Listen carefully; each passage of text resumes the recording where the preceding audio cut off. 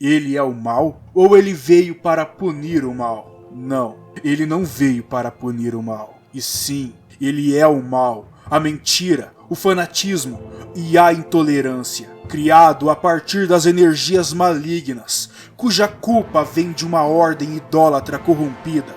Agora o mal, o cabeça de pirâmide, vaga por toda Silent Hill, à procura de punir os pecadores, os infiéis, os impuros e os loucos que ousarem cruzar seu caminho, e principalmente aqueles que sentem algum tipo de culpa. Não, talvez não. Talvez seja a criação de um homem cujos seus arrependimentos e culpas, dentro de um lugar que não pertence a lugar nenhum, só a corrupção, só o mal e a maldade tenha gerado tal criatura. Mas uma coisa é certa, você não vai querer se deparar com ele. Olá, turma! Hoje vocês vão conhecer a história de um dos maiores antagonistas dos jogos e de tudo que veio posteriormente, o Cabeça de Pirâmide. Então se inscrevam no canal, deixem o like no vídeo e venham comigo. Eu sou o Johnny e sejam todos bem-vindos ao canal Mysterium TV.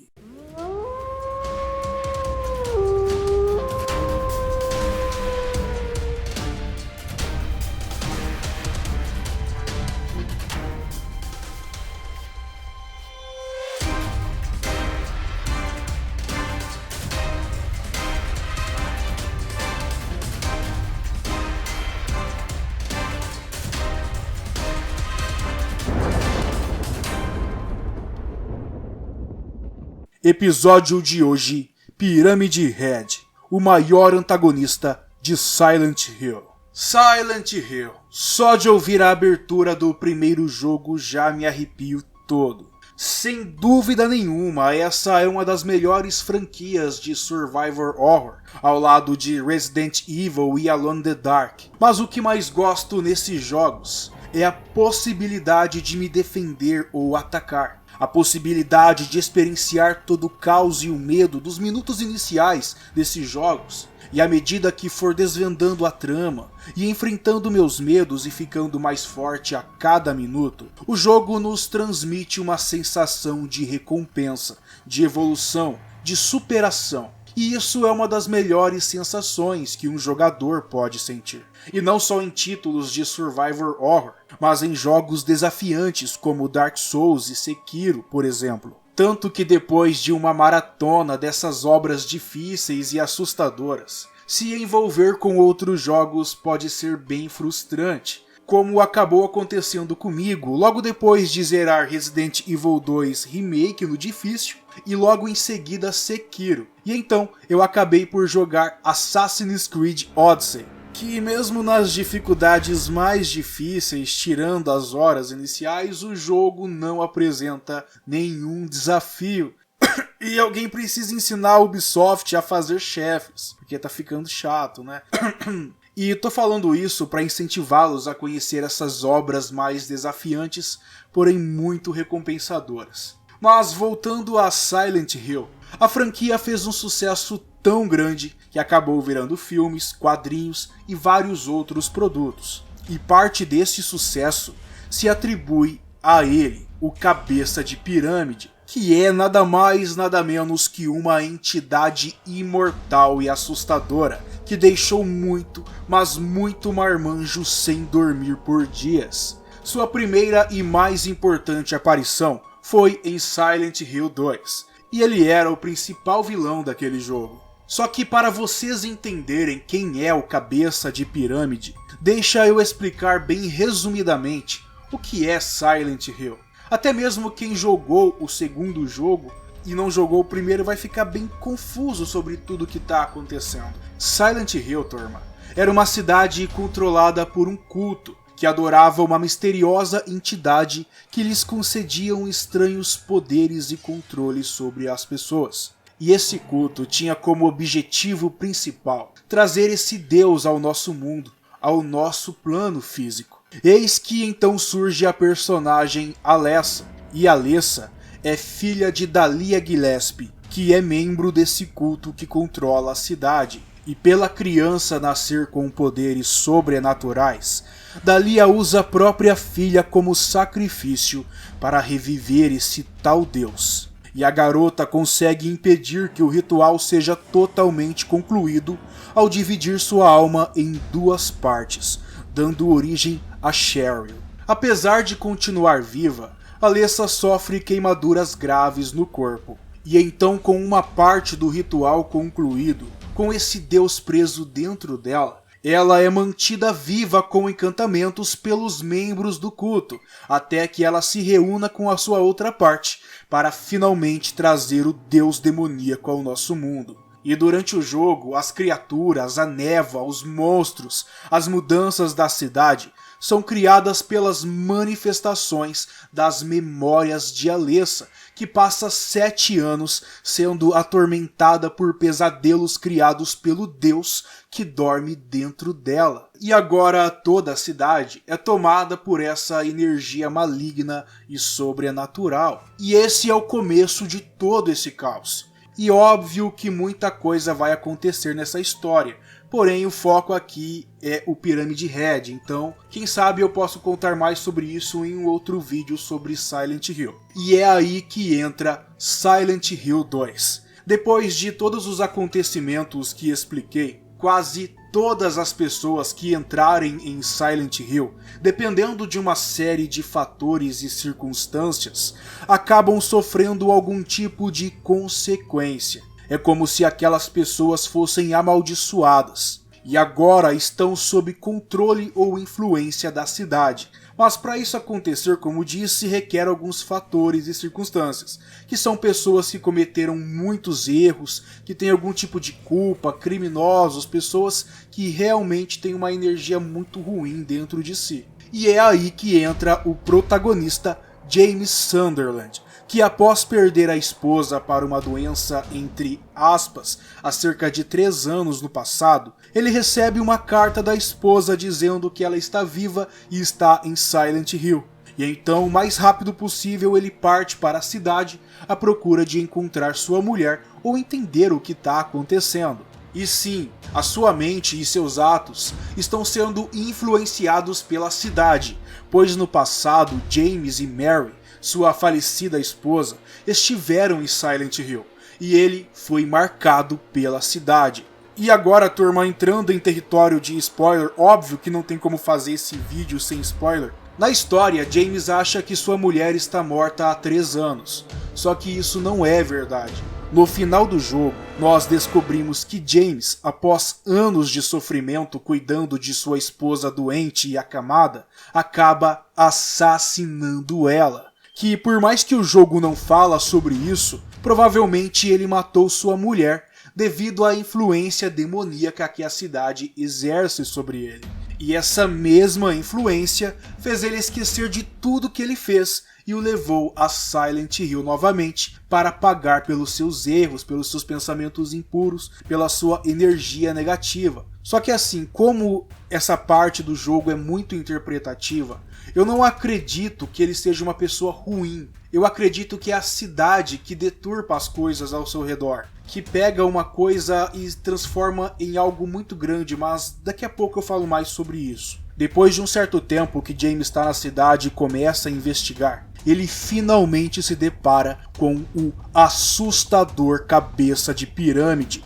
E em seu primeiro encontro, ele apenas o vê do outro lado de uma grade. E é uma cena um tanto quanto assustadora, né? Principalmente para quem tá jogando o jogo pela primeira vez e não faz ideia do que é aquela criatura. Só que mais bizarro ainda são os outros encontros, quando ele é frequentemente visto abusando dos monstros que tem ali. É isso mesmo que vocês estão pensando. São cenas perturbadoras. E então, no seu terceiro encontro com o cabeça de pirâmide, que acontece a primeira luta contra ele. E se você for uma pessoa meio sensível, uma pessoa meio que não está acostumada com jogos de terror, vai ficar bem abalado com essa luta.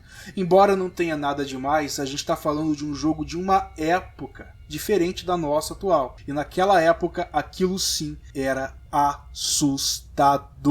E então, depois da batalha, após receber alguns tiros, o maldito não morre. Ele apenas desiste de nos matar e vai embora, enquanto a gente aproveita e troca a fralda. E esse fato dele ser imortal e apenas ir embora é horripilante, pois nunca sabemos quando ele vai retornar e nos atacar novamente. Então, conforme a gente joga, o medo de se deparar com ele de novo é constante, que é um super ponto positivo para o jogo, né? Mas enfim. O Pyramid Head é um homem alto, com uma enorme pirâmide de ferro em sua cabeça, e ele carrega uma faca enorme e pesada, quase do seu tamanho. Ele anda arrastando essa faca, fazendo um som quase nada agradável de ouvir.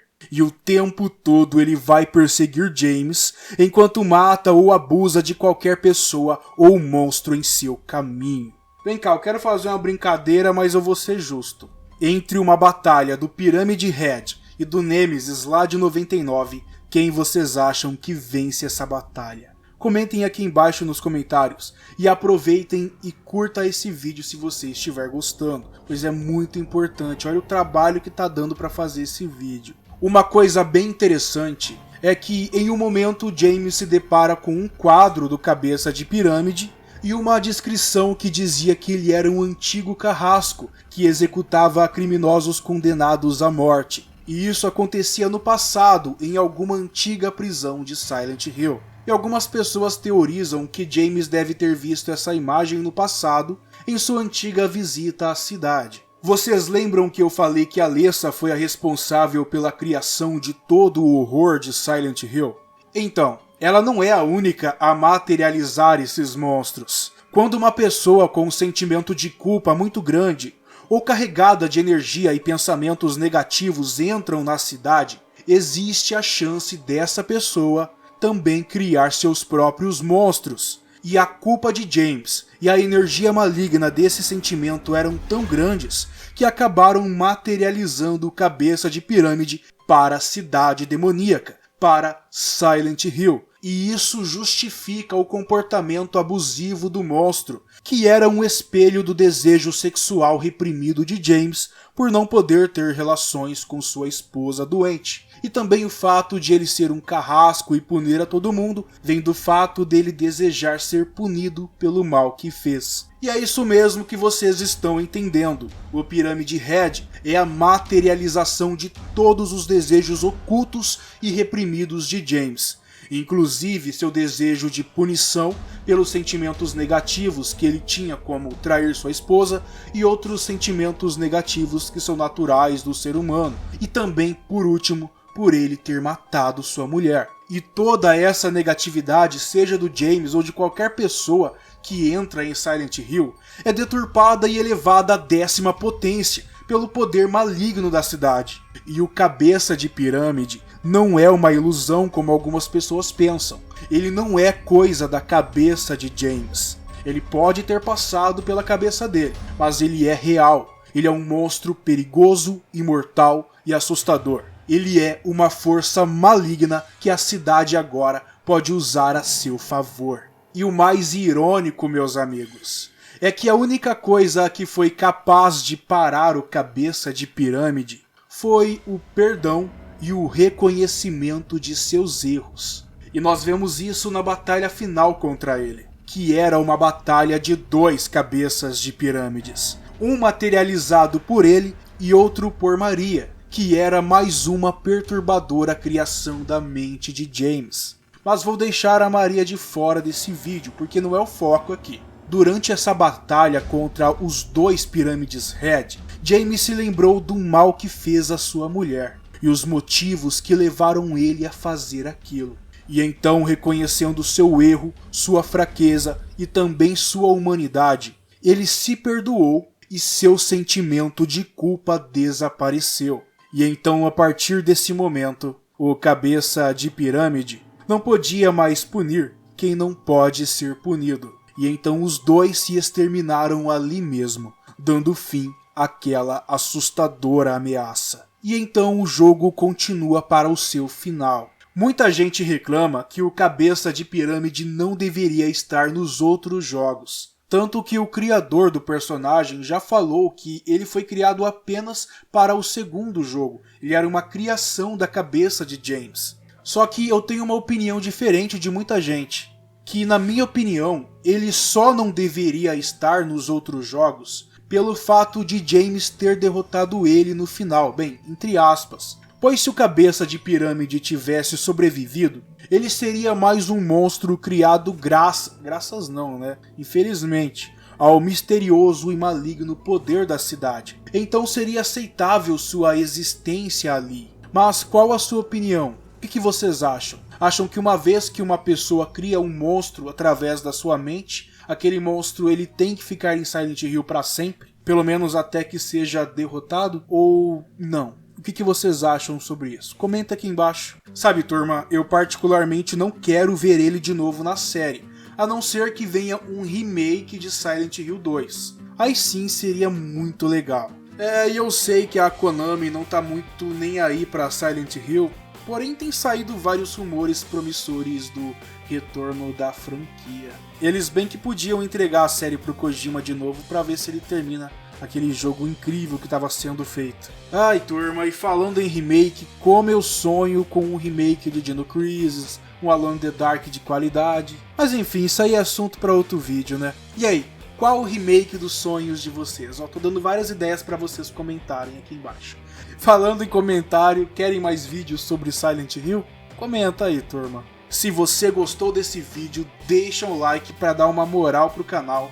Compartilha esse vídeo nas suas redes sociais. E se você é novo por aqui e gosta desse tipo de assunto, eu te convido a se inscrever para não perder nenhum vídeo que lanço toda semana. Toda semana um monte de vídeo insano para vocês. Meus amigos, muito obrigado por tudo. Eu desejo tudo de bom e de melhor a todos vocês. Um forte abraço e até o próximo vídeo. Tchau!